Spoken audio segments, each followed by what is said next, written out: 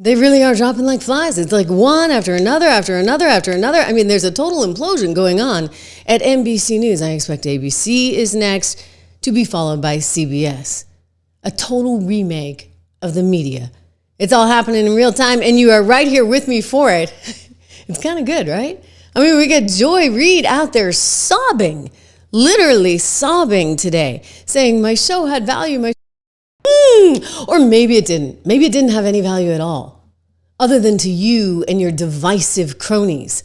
Well, NBC's had it. The world has had it. Comcast has had it. Not just with you, Joy, but with a whole lot of other people, including, by the way, this is kind of a big deal, the guy who ran the whole big signature show there, Lester Holt. It was reported today that he's leaving. He's leaving on the heels of some guy named Ayman Mohaledin. You got me. I didn't watch much of him. I think he was like a super pro-Gaza guy. Anyway, he's out. There's another one named Katie Fang. Not too familiar with her either. She's out. I mean, the whole place is imploding in real time. No, you never know what's going to happen. I mean, I thought they were done yesterday with Joy Reid. And it turns out, no, they're not done. They're going to keep on going and going and going. And the question now becomes, like, who is next? Why is this happening? Okay, first of all, Lester's out. And we're going to get to some other big news because my buddy Dan Bongino is now going to be deputy director at the FBI. And let me tell you, this is like dream team. Okay, you got Kash, you got Dan, and there's a lot of major things that are going to happen. So I want to get to that. Clinton, watch out. Hunter Biden, watch out. Whew, this is going to be something else. Letitia James, watch out. But first of all, just the media nonsense. I mean, Lester Holt is gone. You've got Katie Fang, whoever she was, the other guy whose name I can't pronounce, gone. And then you've got Joy Reid gone as well. Now, I'm going to tell you, Lester, he may have come to the conclusion that, he just didn't want to have to soften the tone of his newscast. But he was kind of just a prompter reader, let's face it. The NBC Nightly News, it's a very different product than, say, the opinionated shows that you get on cable. The problem with the opinionated shows on cable is they've gotten, a little too opinionated in a very dangerous, super aggressive way. Yesterday I said something, and one of you guys had a comment that I thought was super interesting. Spirit-filled, by the way, thank you for your generosity. I'm going to get to that in a second. But one of you guys had a comment because I talked about how irresponsible her reporting, if you want to call it, just say commentary, Joy Reid's commentary was. And you guys said, no, it wasn't irresponsible. It was actually malicious. And I think that's actually the right way to talk about it. It was malicious reporting designed to increase hate. I mean, you have only to go back to what she was saying about how she's done with white women. I mean, come on, lady. It's stuff like this that I think really did her in. That combined with, telling everybody not to go to Thanksgiving if you had any family members that voted for Trump. I mean, come on, Comcast is a publicly traded company and they're trying to spin off MSNBC and get some little inkling of value out of the thing. And you got crazy people like, yeah, this came back to haunt her. But this one was quite something. She was actually trying to threaten other black people. If you don't vote for Kamala Harris, then, Joy Reid's disowning you, basically. Kamala Harris into the presidential campaign, and she has now secured enough delegates to become the nominee. You're going to look real crazy being on the other side of that line, particularly as a person of color, but really as anyone who claims to have any connection to the culture. You're going to look real weird and real lonely on that side. Oh, I wonder who's so weird and lonely now, shall we say. Okay, so this is good, you guys. Joy Reid, absolutely sobbing. Joy Reid crying her little eyes out because Joy Reid is so upset that she has lost her little platform that, by the way, nobody watched. They had like 53,000 viewers a night in the demo tuning in. I think we get more than that over here. Reminder, subscribe, share, like, all that good stuff. But I got to play for you Joy Reid having this total meltdown. She's crying her eyes out because she's like, I can't believe this has happened, right? I just can't believe that I am out of a job. And then my thing had value. It was so important what I was doing. In your head, girl, in your head. my show had value, and that that what I was doing had value. And in the end, I try not to cry on TV. And I say this is kind of like me on TV, so I apologize. And then it mattered. I see Karen is there, and she's been texting me as well. And so what I will just say is that in the end, thank you. Where I land is that the moment of guilt that I felt, that I went hard on so many issues, whether it was the Black Lives Matter issues of a young baby or a mom or a dad that was killed, or when we opened up people's eyes to the fact that Asian Americans were being targeted, and not just Black folks, or went hard for immigrants who've done nothing but come to this country like my parents did. Okay, and so she goes on to talk all about her woke agenda and how she's fighting for the woke agenda, and that's fighting the good fight. Now, let me just say that this woman was actually really vindictive, and yes, to use the words of one of our viewers yesterday, malicious in how she covered now President Trump during the election. This was a clip just moments before people were going to the voting booths. And we begin our final sprint, having arrived at that point in the election season where basically we on this side of the TV screen have said all we can. We've laid out the stakes in this crucial election, where one side stands for freedom while the other meets the textbook definition of fascism, namely a far-right dictatorial regime like Hitler's Germany or Franco's Spain or Mussolini's Italy, but also white-ruled South Africa before Mandela and the black majority took control, or Vladimir Putin's Russia, Viktor Orban's Hungary, or Nicolas Maduro in Venezuela today, that suppresses the rights of women and minorities, uses the military to execute the whims of a strongman dictator, and controls and suppresses the press, education, the arts, rewrites history to suit a favored and dominant racial class, and foments extravagant corruption in order to enrich the dictator and his friends. We've warned you about Donald Trump's profound unfitness for office, from his theft of classified documents and attempted insurrection to his clear cognitive and physical decline, to what he plans to do if he returns to power. Well, you know what? He did return to power.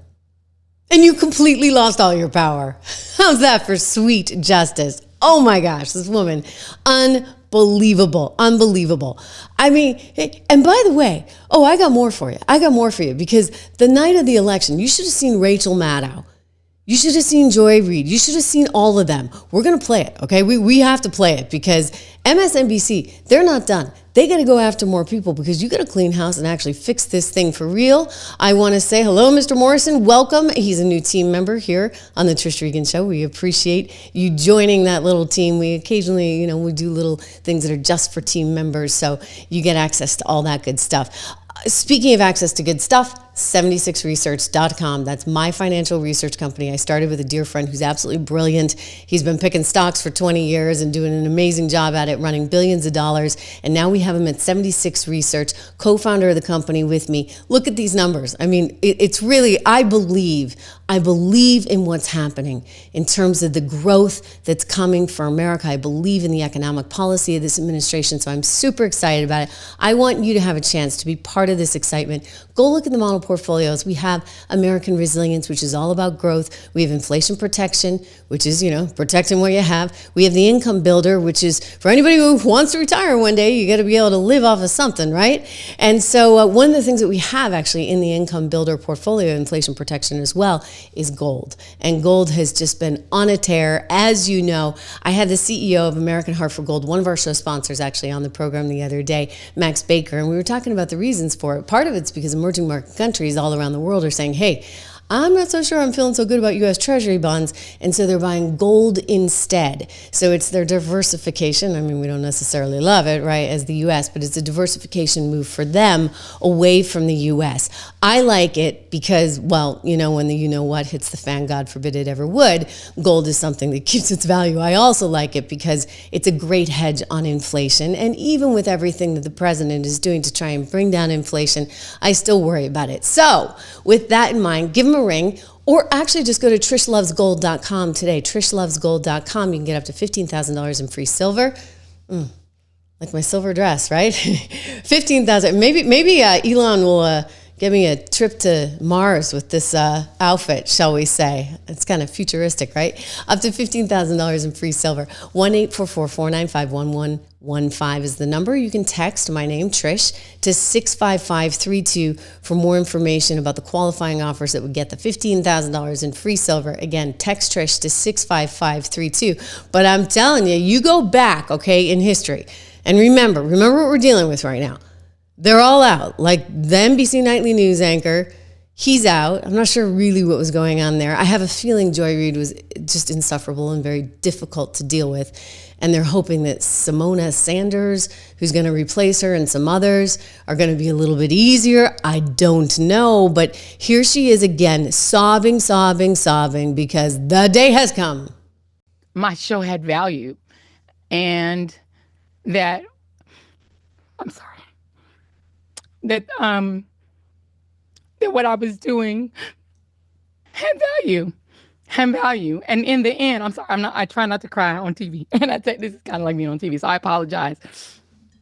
And that it mattered. I see Karen is there, and she's been texting me. You know what? The show didn't matter. The show had no value. Nobody was watching. And the only people that cared were actually people that wanted to double down on hate. And that's exactly what you did. I mean, that's exactly what you did. I have only to go back and look at, remember her white tears? Remember this one, guys? This is important. This is a very good contrast. Somebody put this up online of Joy Reid talking about white tears versus her tears that she has today. Let's see. Is it working? It's not working. Okay, we're going to try this again because I think this is a good one for you guys to see. Yeah. Let me see. I'm going to tell the producer right now. I need the clip because this is killer. This is absolutely killer. Absolutely killer. I mean, she's white tears. Come on, right? Give me a break. This is somebody who actually just built her entire career on this idea of hate. And it's amazing to me that you can actually have a career that's built entirely just on hate and division like that. I mean, what are we doing as a society rewarding that? Was that all part of Biden's DEI plan? If so, that's really, really wrong. But don't forget, just before the election, right, or on election night, I should say, they were kind of just, they didn't believe this could happen. This was like total meltdown moment for them because the night of the election, as these numbers came in from Rachel Maddow to the rest of them, Joy Reid, they had to come to grips with the reality. And they'd been living in this crazy la-la land for way too long. Trump has now taken the lead in Bucks County. NBC News now projects that in the battleground state of Georgia in the presidential race, Donald Trump has prevailed. The Republican Party will control the United States Senate. This is live from Howard University in Washington, D.C. We still have votes to count. We still have states that have not been called yet. We will continue overnight to fight to make sure that every vote is counted. Thank you all. A short and to-the-point statement from Cedric Richmond, the Harris campaign co-chair. You now see them turn as one to start to leave the grounds. The evening was getting increasingly somber as people realized what this map is looking like. They turned off the TV set and just piped up the music because the room was starting to get increasingly somber. You know, we always knew it was going to be down to the blue wall, and the blue wall is still uncalled at this point.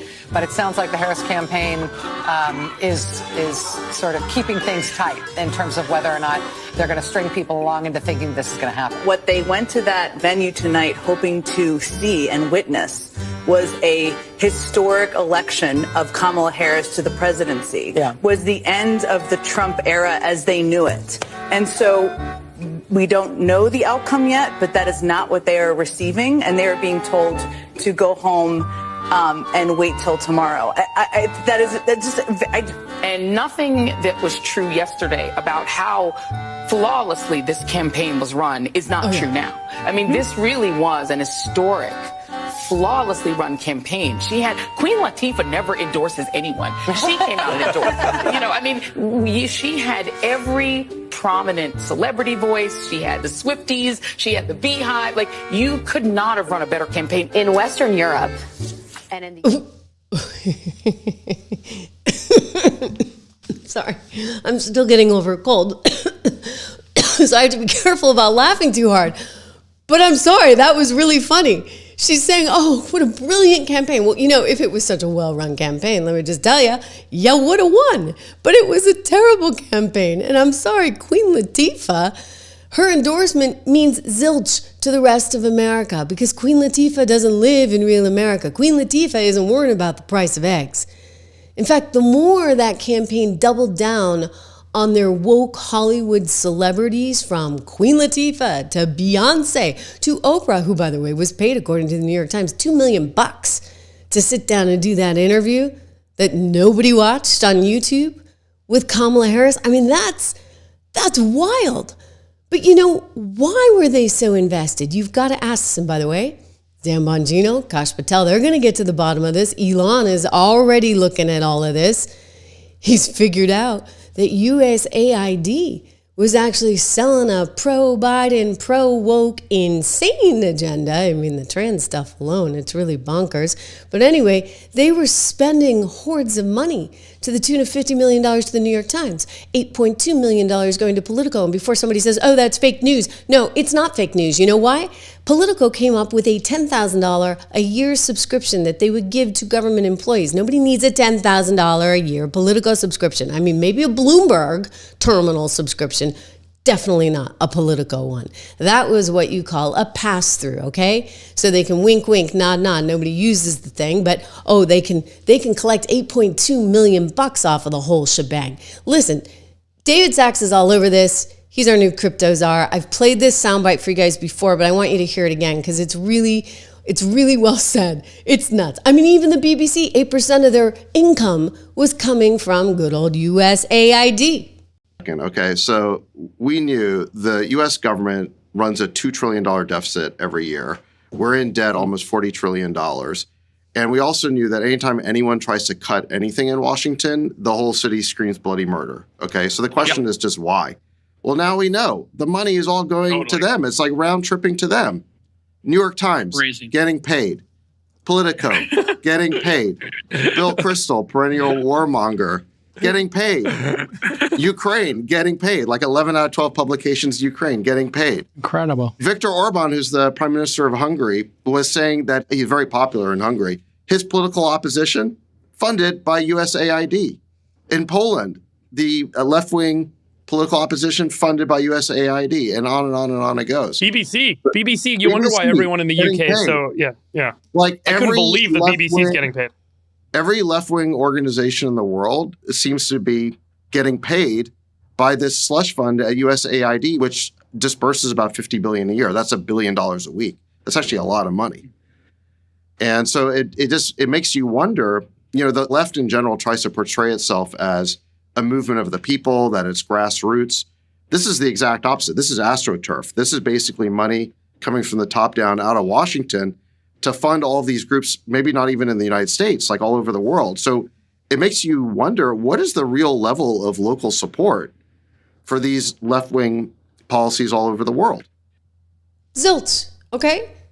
Like, people don't believe that 12 and 13-year-old kids should be getting operations that are life-changing because there's a transgender population that thinks, you need to get these operations at that age. We don't even allow them to smoke or drink or vape, but somehow you can go under the knife for that. I'm sorry. No, it's messed up. But they embraced this wokeism. They tried to spread it throughout the world. They paid U.S. entities. Reuters, for example, was getting a ton of money. AP, $52 million. That's crazy. And so you wonder, I kept saying, I'm like, why am I the only one who's like, what is the media doing? Why are they doing this over and over and over again? Why do I have to hear that Donald Trump is the next thing since Hitler? When, by the way, incredibly insulting to the 5-6 million Jews that were slaughtered in World War II. Incredibly insulting to all of our soldiers that fought, and many of whom died, saving this nation from Hitler and the world from Hitler. How insulting to our allies. And they just throw this language around like it's nothing. That's what this lady was doing who hosts their morning show. Is she next? Is Mika Brzezinski going to get fired along with her hubby, Joe Scarborough? You need to believe him. And these are the final hours. We need you. We need you, and all of you to vote. Yep. There you go. So, Mika, I think you heard us before you came out. We were talking earlier about yesterday's Trump rally from hell at Madison Square Garden. So what did you make of it? Well, I think it was everything that you need to know about Donald Trump in one weird white nationalist Nazi-type rally. And, of course, there's historic parallels to where and when this happened. But wow. Again, highly irresponsible. So you had her hubby doing that.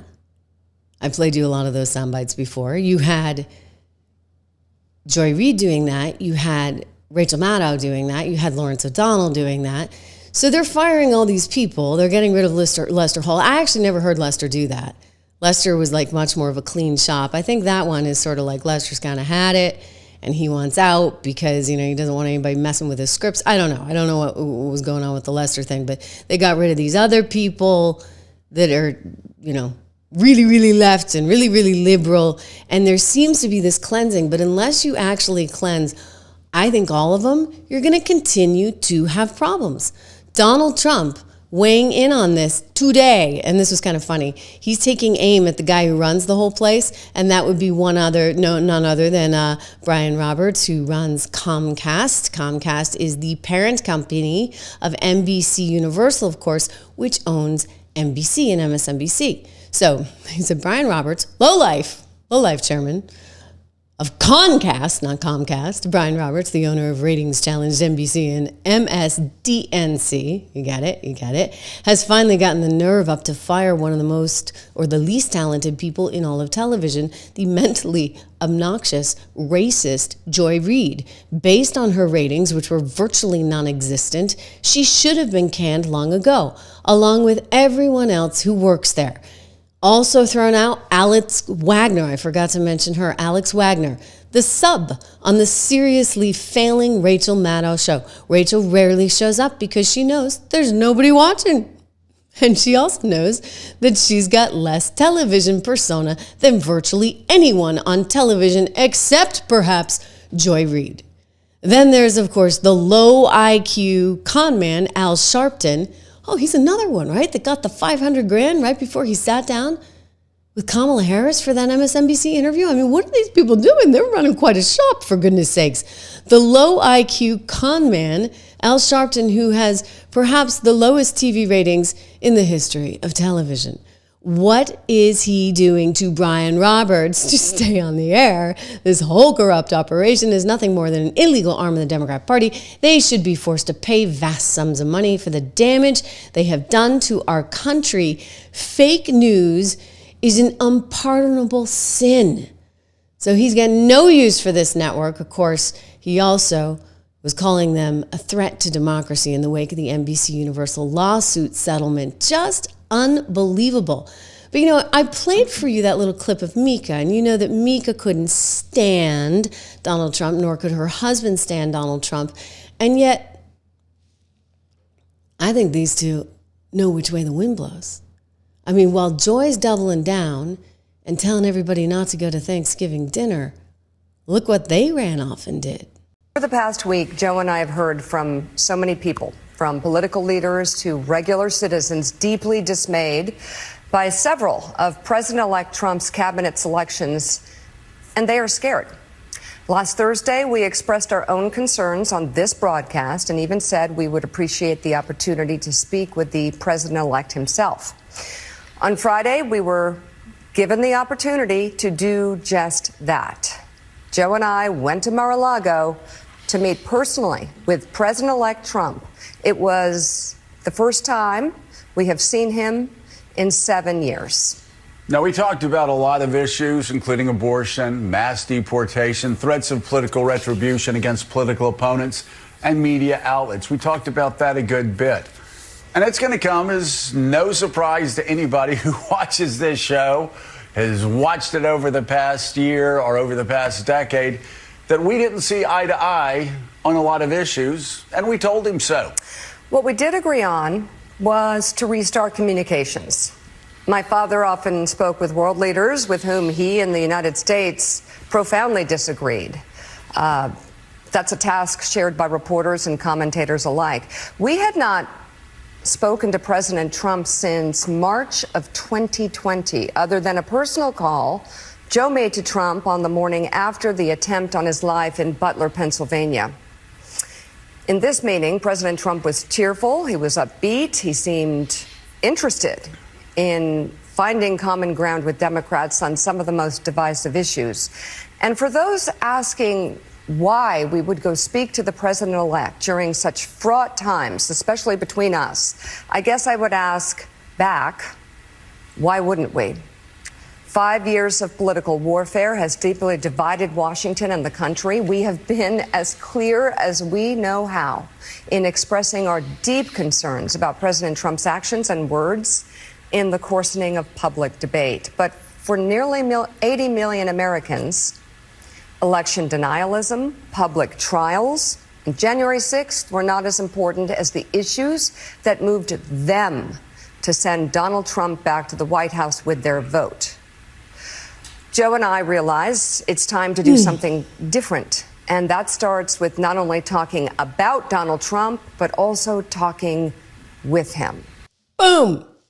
Saving their jobs. That's all that was about, guys. So, like, I don't know, they were getting USAID money or what was going on before, because they sounded like crazy people about the World War II stuff, and he's Mussolini, and he's Hitler, and he's this, and he's that. And I played this one clip. I won't do it again because, you know, we don't need to see any more of these rather self-important individuals. But Joe Scarborough was like wild, okay? He's absolutely wild. And then he's the same guy who was trying to tell you, best Biden I've ever seen, give me a break. So they were singing some song and dance, not to be trusted. Clearly, these are people that cannot be trusted, because what did they do? As soon as Trump wins, they're trying to save their tails, so they hightail it down to Mar-a-Lago. And, you know, Trump's a nice guy and he's willing to talk to them, whatever. But, like, come on. First of all, they've alienated their audience, because their audience is like, wait a second, where are you? What are you doing? Why would you do something like that? Just look at the ratings. I mean, for God's sakes, they're plummeting. I mean, Morning Joe down 40%, Joy Reid down 55%. So yes, I would think that Morning Joe would definitely be in jeopardy, except for the fact that you got a couple of corporate players there who know how this game is played. And they are going to do whatever they have to do to survive, because they are survivalists. And he's a politician, and she's her own kind of politician. I mean, after all, she married the boss, right? Come on. I mean, let's be realistic here. Those two are going to manage to keep their jobs. Everybody else, I'm not so sure of. Rachel Maddow, I'm not so sure of, honestly. Like, I don't know if she's going to be able to hang on. Rachel Maddow is enormously talented at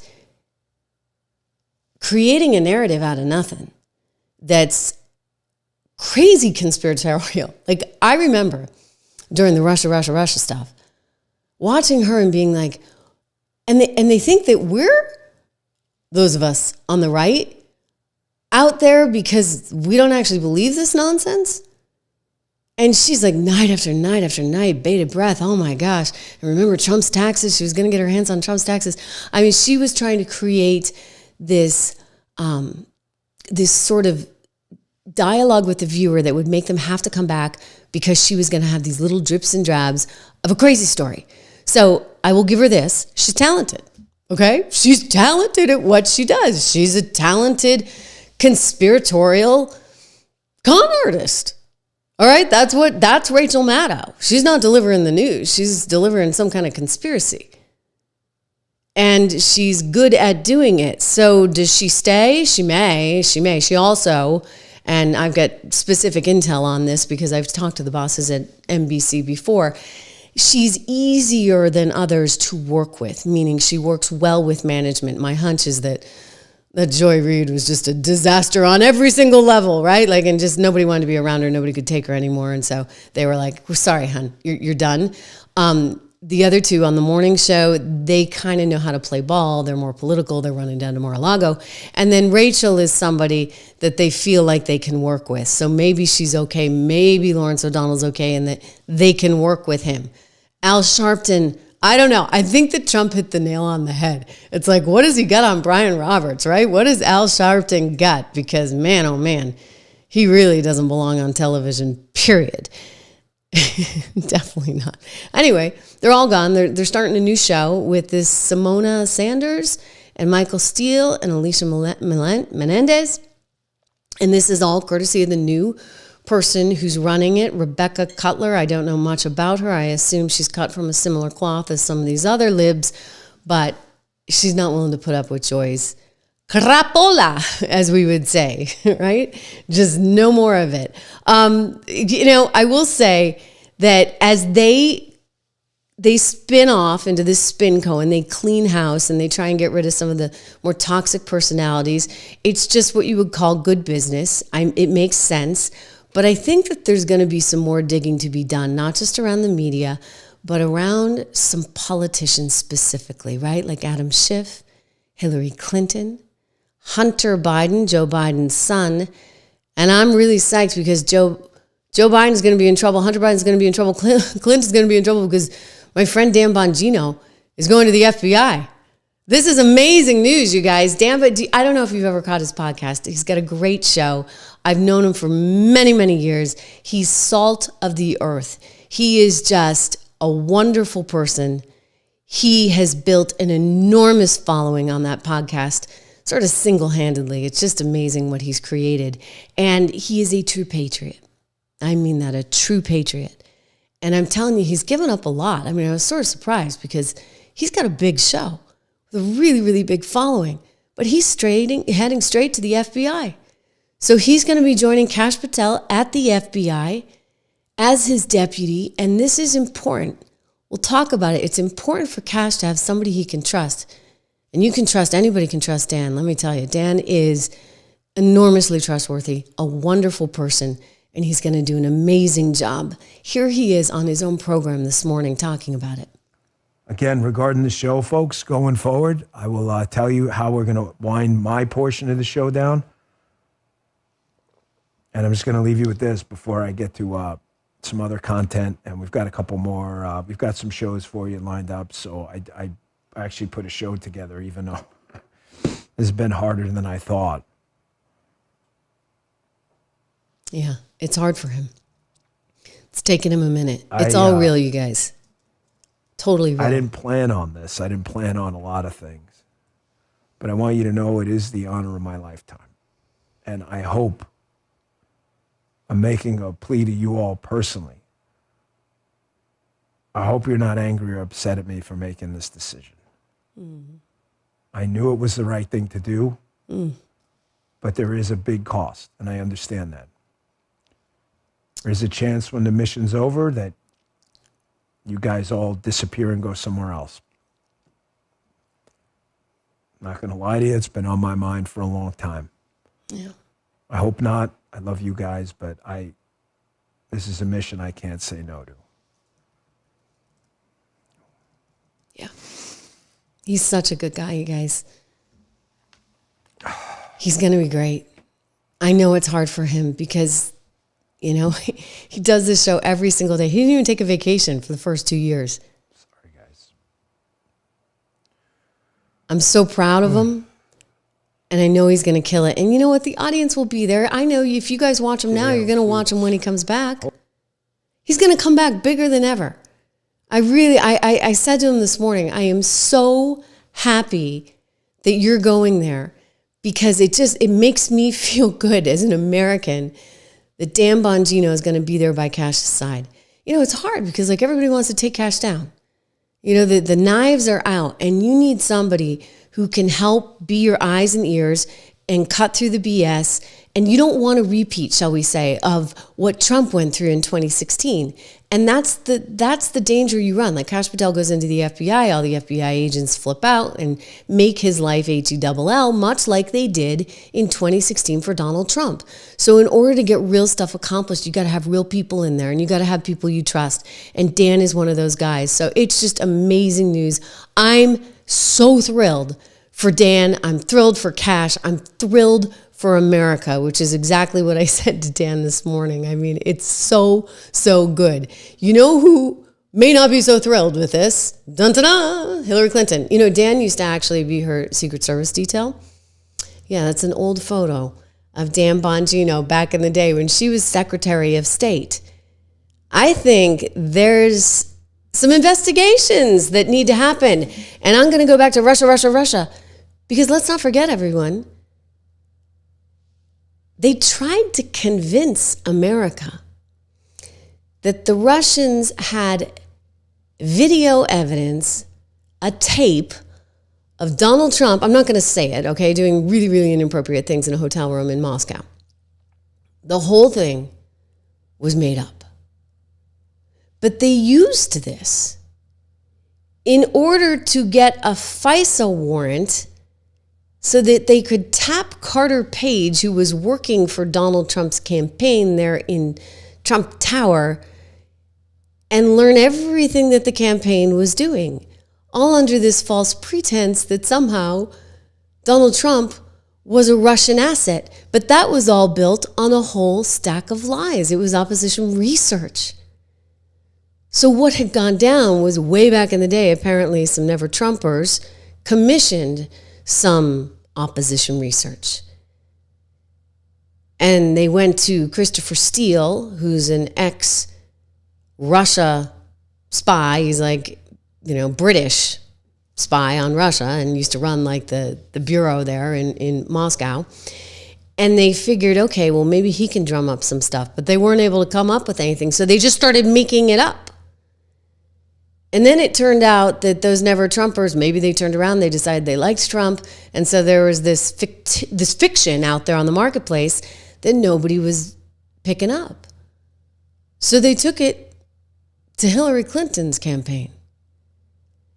And how this went down was Perkins Coie, the law firm that was representing Hillary Clinton, then went over to Fusion GPS, the company that did the research. That was the company, by the way, filled with, I guess, some former investigative reporters from the Wall Street Journal that were now, you know, hitmen for hire, if you ask me. Fusion GPS went out and contracted Christopher Steele. Christopher Steele went out and got some people, including somebody who the U.S. actually believed to be a Russian spy, believe it or not. I mean, you can't make it up. And then they concocted this dirty dossier, which led to the FISA warrant. Like, how is that legal? I mean, here we are saying, you know, maybe the virus came from Wuhan, China. And they're like, oh, don't talk about that. All right, you can't talk about that. Nope. That's over. Or, you know, maybe that Hunter Biden laptop actually really is Hunter's laptop.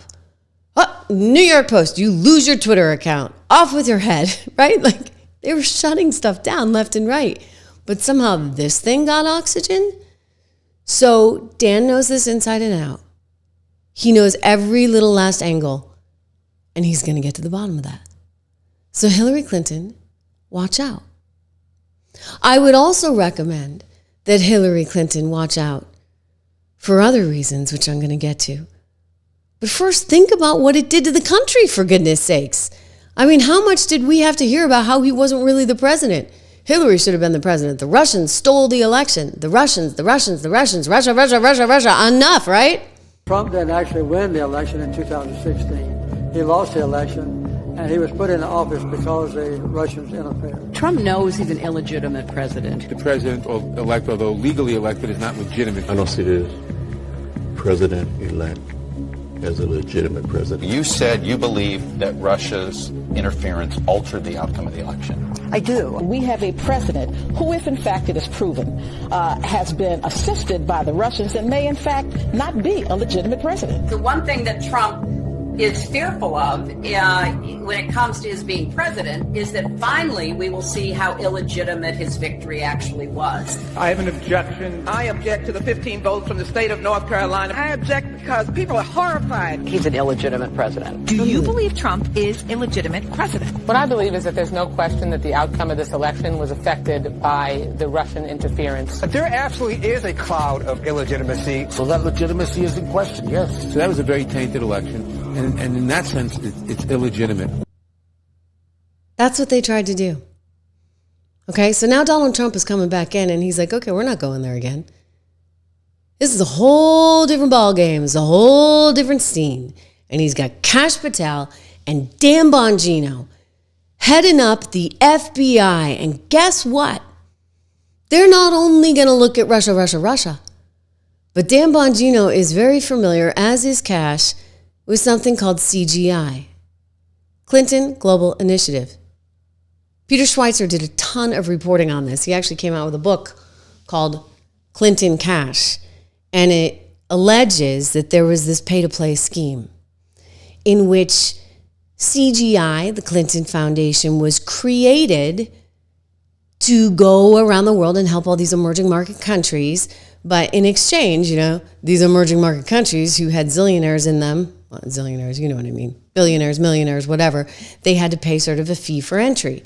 Now, it really ratcheted up between 2009 and 2013 while Hillary Clinton was Secretary of State.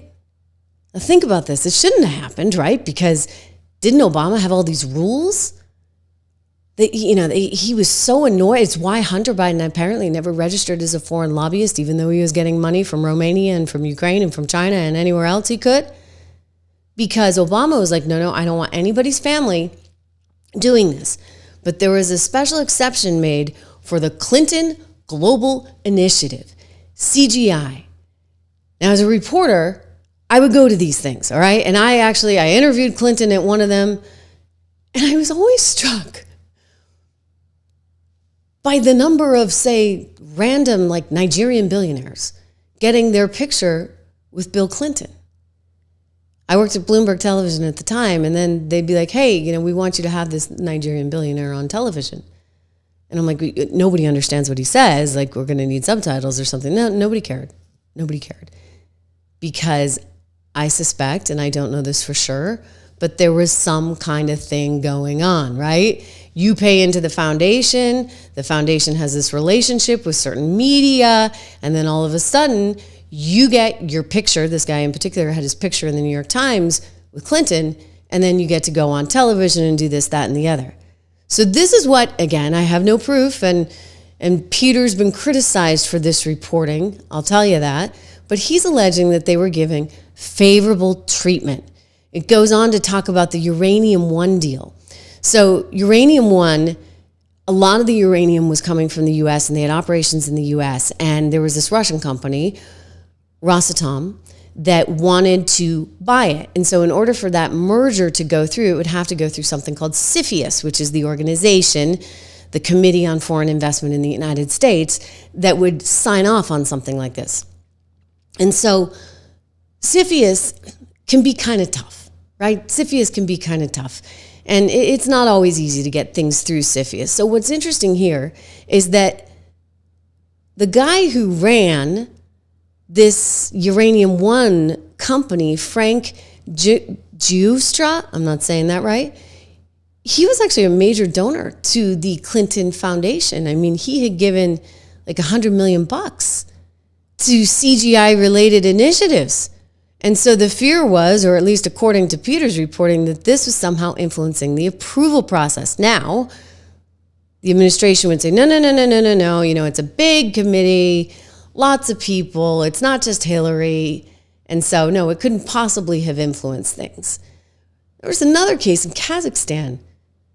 And it seemed like, how was Bill Clinton getting $750,000 a speech in places like Kazakhstan from the government, or $500,000 in Moscow? Was Moscow trying to buy influence with the Secretary of State? That's the question, okay? That is a fair question to be asking.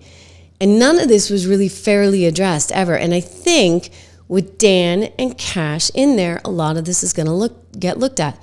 I mean, $32 million commitment from Bahrain's crown prince to CGI. I mean, CGI is collecting. I mean, their wealth is somewhere around $130 million apparently right now. It comes from speaking engagements.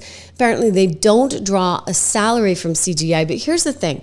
Like, if you have a charity like that and it's got all these hundreds of millions of dollars coming in, where does it go? Apparently to overhead. So they've raised billions, but none of this money is allegedly getting to the victims. So Haiti's a good example.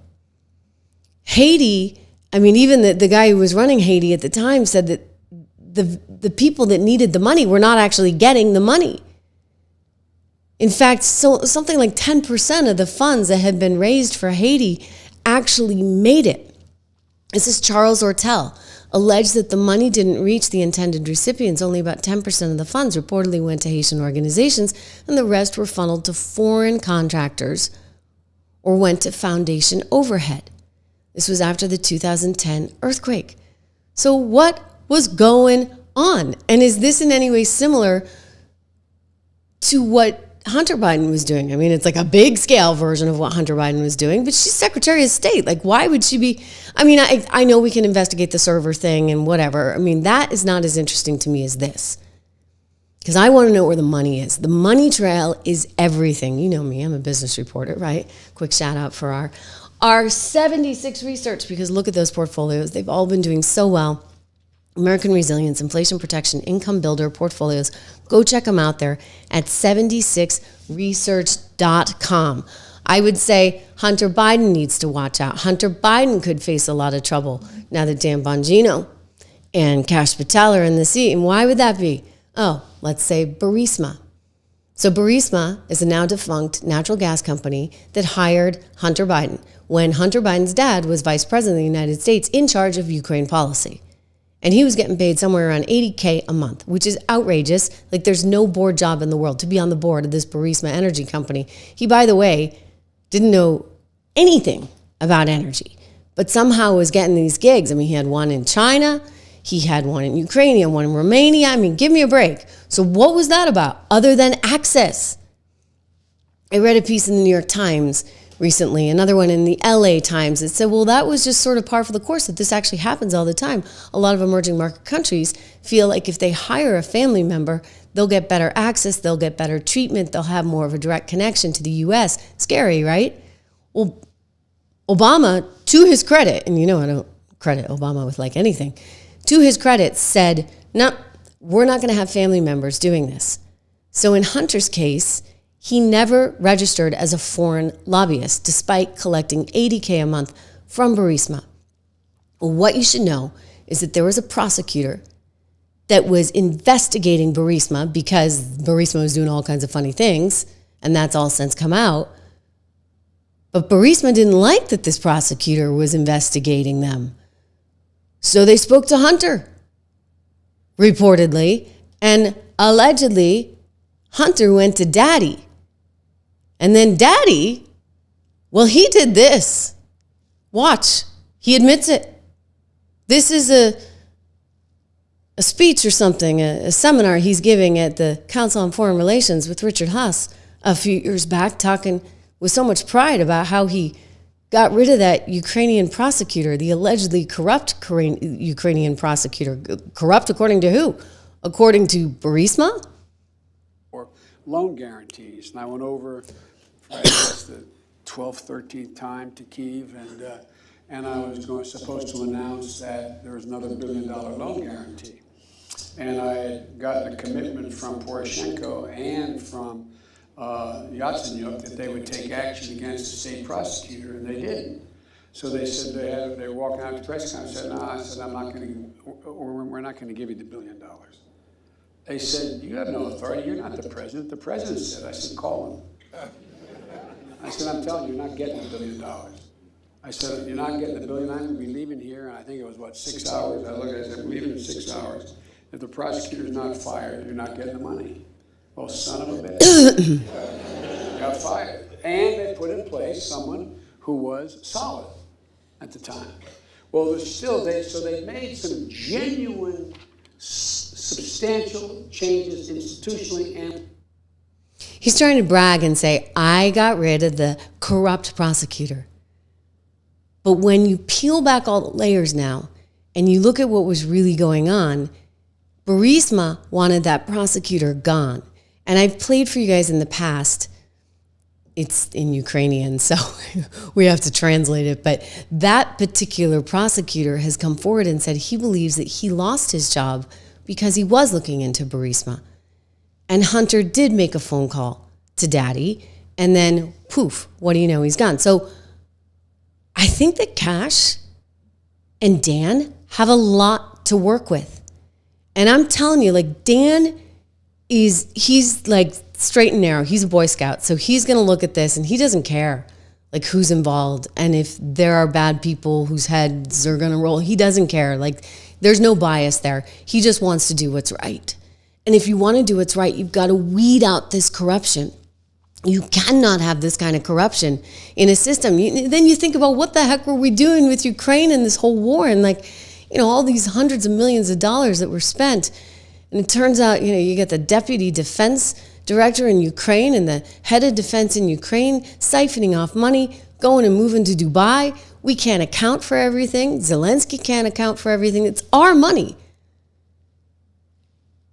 And it's a problem because think about the human lives that are being lost. I mean, it just seems to me that there had to have been a better way. Diplomacy is always a better way before you start killing people. And yet they rushed into this one like as soon as Biden was there. Well, good news. Donald Trump coming out today in a press conference that he did just moments ago with Emmanuel Macron, the president of France, saying, you know what? This thing's coming to an end. Fast. Watch. I think the war could end soon. Well, how soon? Within weeks. Yeah, I think so. Right? Don't you think so? I'd like to have you. I think we could end it within weeks if we're smart. If we're not smart, it'll keep going and we'll keep losing young, beautiful people that shouldn't be dying. And we don't want that. And remember what I said. This could escalate into a third world war. And we don't want that either. You bet we don't want that. I've talked to Trump in the past about this, and he's very adamant. He does not ever want to lose American lives, period. So he wants to avoid those kind of conflicts at all costs. And he's saying, well, what's in this for us? Right now he's talking about getting the mineral rights. It looks like that deal is on the table. We would be getting the mineral rights to Ukraine's mineral operations. I mean, hey, I'd take it a step further and say, give us equity rights, right? We might as well have some ownership in the thing. And by the way, wouldn't Ukraine actually be better off if we weren't just profit sharing, but we actually had ownership in some of those mineral facilities? Just saying. But listen, they're going to come to an agreement here. And it's something that should have been resolved 4 years ago. But, you know, we are where we are. You hear my voice catching, you guys? I've been doubling up on balance in nature because, yes, I have a cold. And you guys are so sweet. You've been trying to diagnose me. And I don't know what it is. I really don't. I just know that I have a very dry cough and I'm losing my voice a little bit. I have not had a fever and I don't feel too achy. And of course, I'm as motivated as ever to get the show on the air because there's so much breaking news. But I am taking more Balance in Nature to try and make sure I'm getting my vitamin C. I take my Balance in Nature every day. They're one of the sponsors on the show, and we love them for their patronage and their vitamins, which are really good. I take the fruits and veggies, the gummies, and they've been great. Like, this is the first time I've gotten a cold in a year, and I usually get like 5 of them, you know, because I have little kids and everybody's always got a cold, and that's the way we live. But you can get 35% off if you go to balanceandnature.com. You can call them at 1-800-246-8751, 1-800-246-8751 today. Go to Balance and Nature. Get the 35% off with code word Trish. Also, free shipping and money back guarantee. So win, win, win. Hey, you know who's going to be in big trouble? Letitia James. Like, her stock's going down fast. Pam Bondi is making it really clear that she has very little tolerance for this woman, as well as anyone else who's trying to fight the federal government on some pretty basic stuff. Pam has sued the state of New York. Kathy Hochul, the governor of New York, she has sued Letitia James, the attorney general of New York, and she has also sued the head of the DMV in New York. Here she is on Lara Trump's new show on Fox, speaking about how we will win this battle because ultimately the law's on their side. I mean, I'm sorry. This is pretty cut and dry. The federal government controls the border, not Letitia James in New York State. Sanctuary cities, protecting Americans. I sued the state of Illinois. I sued the governor, and I said, if you don't stop, you're next. New York kept going. They were belligerent, sued New York, sued the governor, not going to stop. So, you know, you're going to be next if you're not watching what we're doing, and we will be successful, and we will make America safe again. Yes. Okay, so again, I've explained this at length, but basically, the federal government has total jurisdiction over the border. It's why Greg Abbott down in Texas was having an issue when Biden was taking down the border wall that Trump had put up. And he's like, no, don't do that. He didn't have much of a leg to stand on because, unfortunately, at that time, I was like, this is crazy, right? Like, Texas ought to just secede. This is nuts. They've got to be able to control their own border. Well, they couldn't because the federal government has jurisdiction over that. And so it's not like you can come in and make up the rules as you see fit. And yet Letitia, she must not be a very good lawyer. I know she's not a very good lawyer. I think it's very interesting how people are either talented as lawyers or talented as politicians. This one is one politician and nothing else. Not only does this administration's new policy put people at risk, but it is plainly unconstitutional. The president does not get to decide which laws to enforce and for whom. When Congress dedicates funding for a program, the president cannot pull that funding on a whim. Later today, Oh, yeah? Well, you know, if you're in violation of federal law, I beg to differ. And by the way, so did the judge. Don't forget, it was a liberal judge, too, Judge Chenkin, saying, no. You know what? They had asked for a temporary restriction, especially as it went to Elon getting into the systems and being able to access information. And she said, well, you know, I'm sorry, can't do anything here. So maybe it goes up the food chain all the way to the Supreme Court. Well, I'll tell you, Pam Bondi will win that case all day long. All day long. And do not forget, this is a different Trump administration. They have had 4 years to think this thing through. Project 2025, I actually loved it.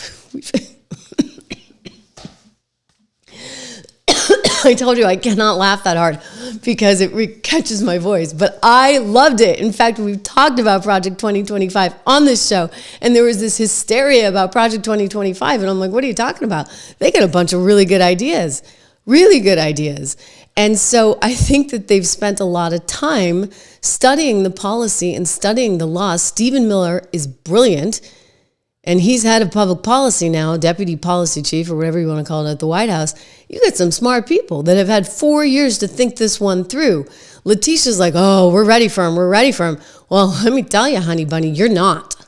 With other Democratic AGs across this country to make sure that we would be ready to respond to any attempt to roll back our rights. So here we are. We've studied their platforms. We've identified certain possibilities, fact patterns. We've created contingency plans. So no matter what the next administration throws at us, we're ready. We're ready to respond to their attacks. We're ready to respond to any attempts to cut or eliminate any funding to the great state of New York, as the governor outlined. So despite what has happened on the national stage, we will continue to stand tall in the face of injustice, revenge, or retribution. We will continue to protect our most vulnerable and marginalized amongst us, because it is my sworn duty and responsibility to lead that fight, working with the governor of this great state, Kathy Hochul.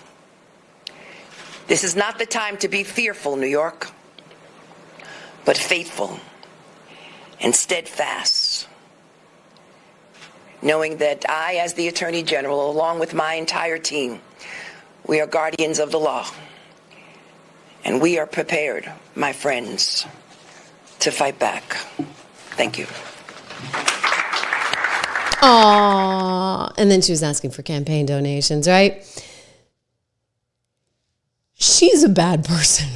Okay, let's get that out there. Letitia James is a really bad person.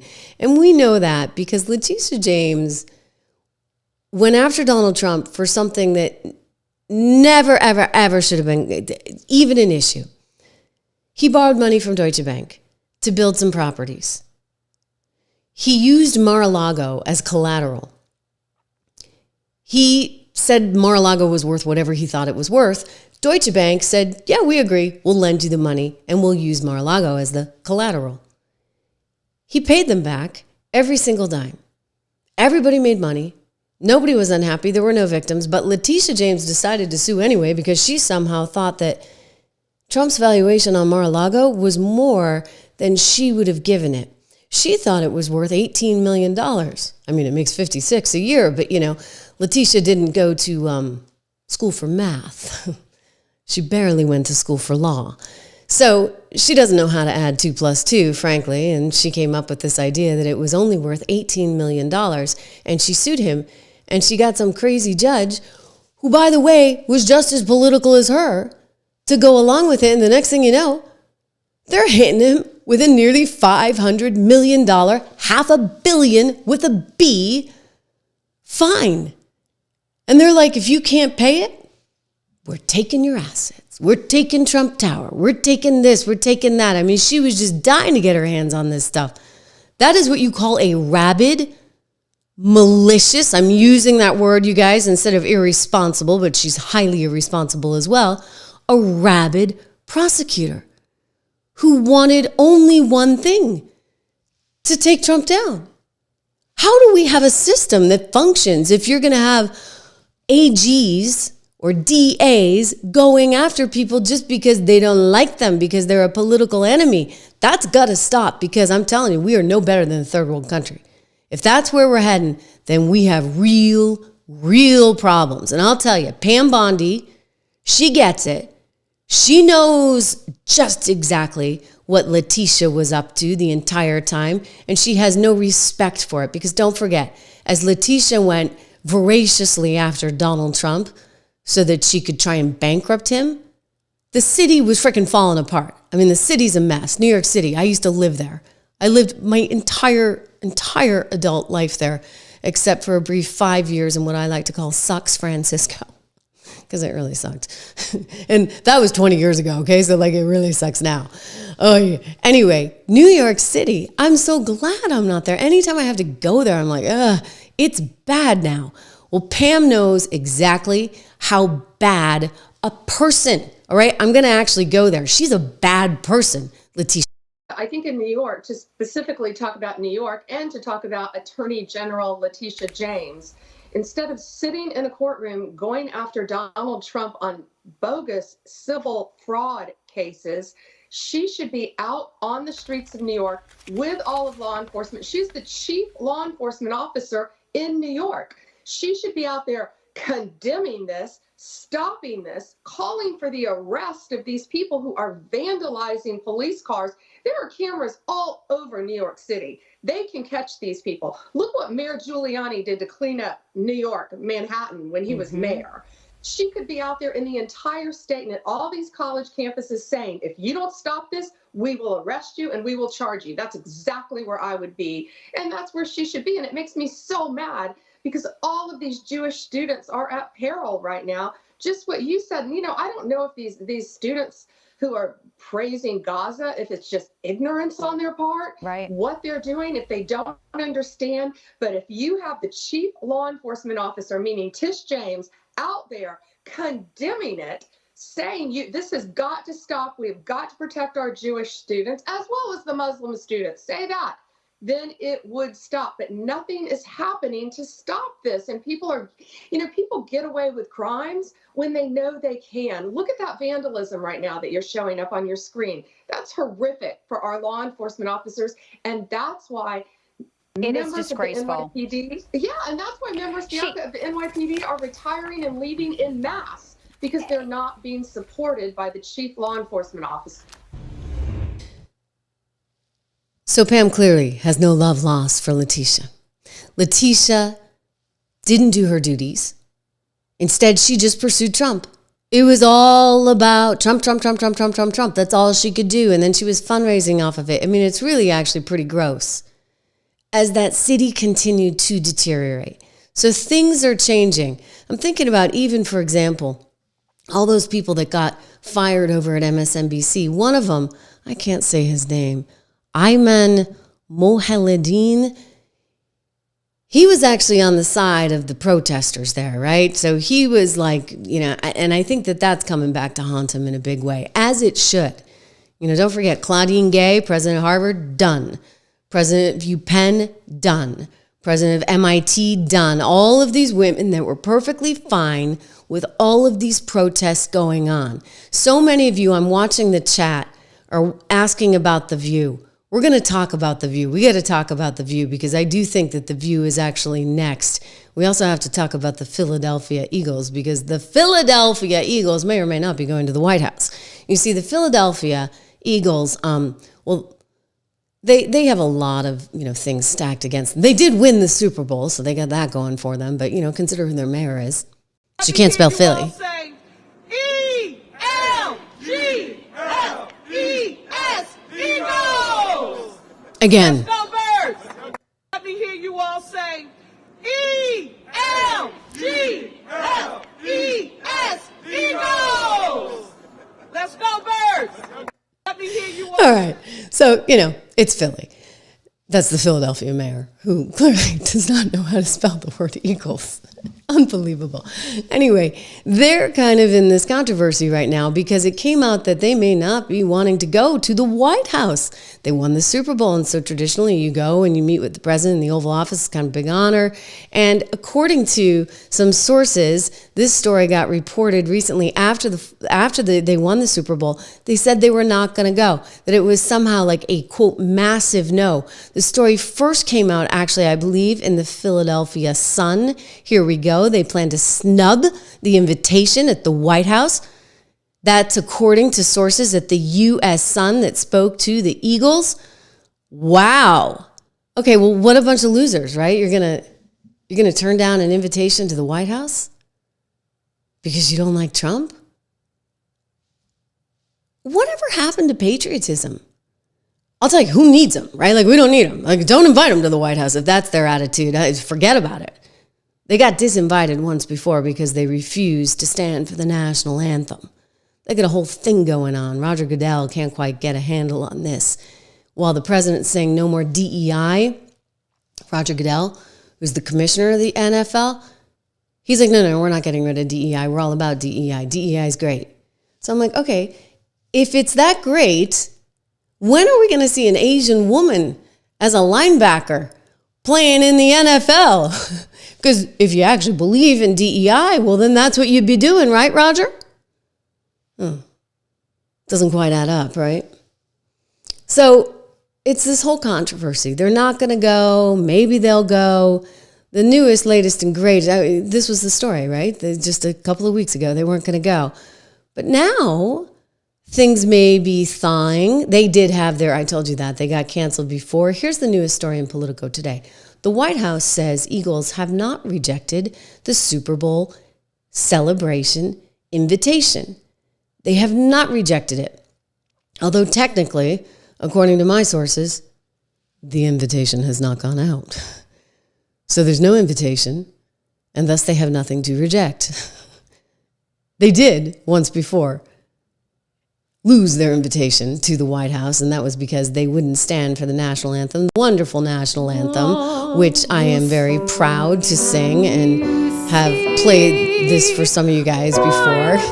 Any chance I get to sing the national anthem, look, I'm there. But these guys won't stand for it. And you got Roger Goodell at the NFL, like totally fine with it. There's no patriotism for football. Isn't like football as American as apple pie? I mean, it's a problem, right? And this is part of the cultural shift and change that needs to happen in this nation. It's really, really important that transpire. So again, they lost their invite last time for not standing for this one. Yes, I am a trained opera singer. And when I have my voice, it can be something. Anyway, it's a beautiful song. We need to hear it more and more. We need patriotism back in America.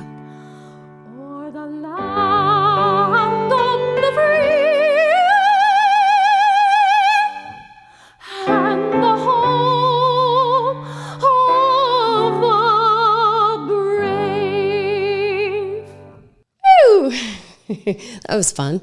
I got to make some more recordings, right? We can find some more patriotic songs. I have God Bless America too.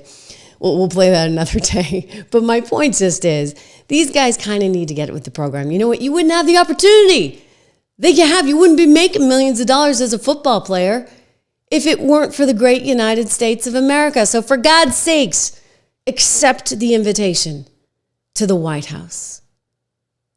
Act like a patriot. Stand for the national anthem. Be thankful for the opportunity that has come your way, for goodness sakes. Or wind up like Joy Reid, sobbing all the time, all the time. You know, I think it's going to be more than Joy Reid. What do you guys think? I mean, I have a feeling, and that's the wrong lower third there. I have a feeling that there's going to be more hosts on the way out the door. And it's not just NBC, but it's going to hit CBS, and it's also going to hit ABC News.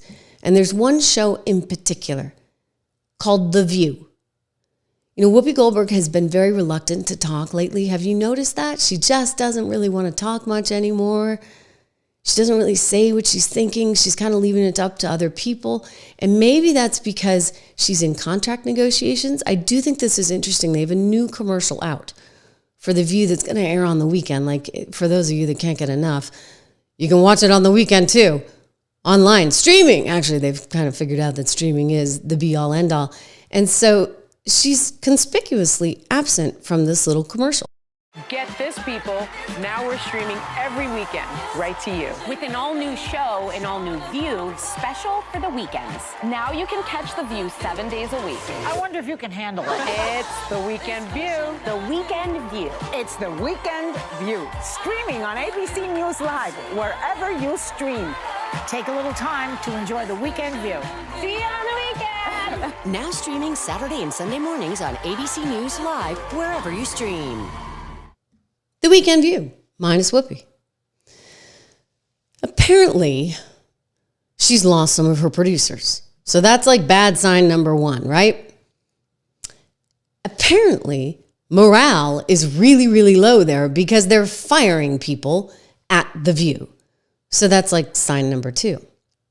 But what I would say is they've got some problems because Disney's just gotten rid of its DEI initiative.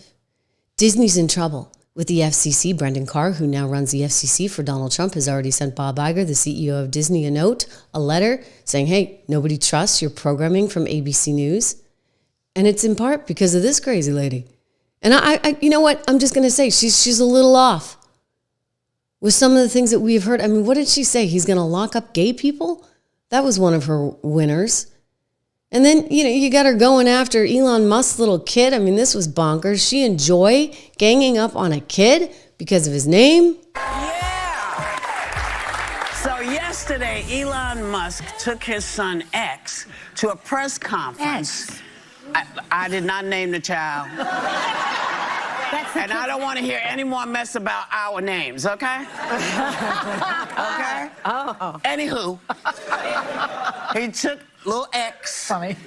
And little Instagram. He doesn't own Instagram. He doesn't own Instagram. He just took little X with him to a press conference in the Oval Office to defend himself against critics who say he should not have the power to gut the federal agency. What do you think? I actually think she's going to be gone. And I think she's going to be gone because she has become such a problem. I mean, unless she's able to shape up so much. She's trying to go after Elon now instead of going after Donald Trump. But I think that some of the damage has already been done. And so that's sort of one of those things that's still out there. And I suspect what we're going to see at some point this year, and by the way, I've been right on all this stuff. I mean, I hate to tell you, I told you so, but did I not? As recently as 3 weeks ago, I told you Joy Reid would be fired. I mean, if I were running the company, she'd be out. And if I were running ABC News, Whoopi Goldberg would be out. She'd be out because she says a lot of really irresponsible stuff. Or malicious stuff, shall we say.